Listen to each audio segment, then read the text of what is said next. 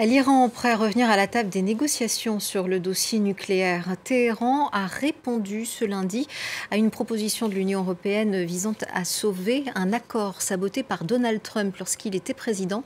Cette réponse intervient après que Bruxelles a présenté un texte final à la suite de 4 jours de pourparlers indirects.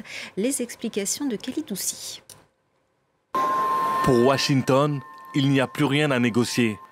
Alors que l'Iran et les États-Unis devaient répondre à ce que l'Union européenne a nommé un texte final visant à relancer l'accord nucléaire de 2015, le département d'État américain a mis en garde Téhéran contre le fait de surenchérir.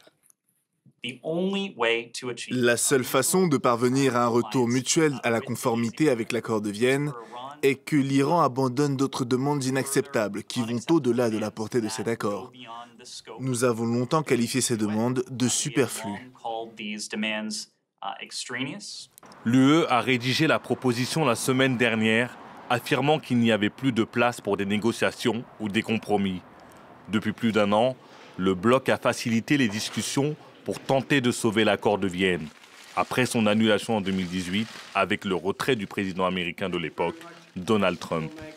Aujourd'hui, l'Iran veut des garanties contraignantes qu'aucune autre administration ne pourra se retirer d'un accord renouvelé, bien que cela puisse s'avérer délicat, car l'accord n'est pas un traité juridiquement contraignant.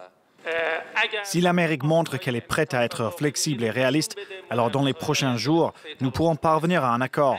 Mais si ce n'est pas le cas, ce n'est pas la fin du monde. L'accord de Vienne vise à freiner le programme nucléaire iranien en échange d'un allègement des sanctions américaines, européennes et onusiennes.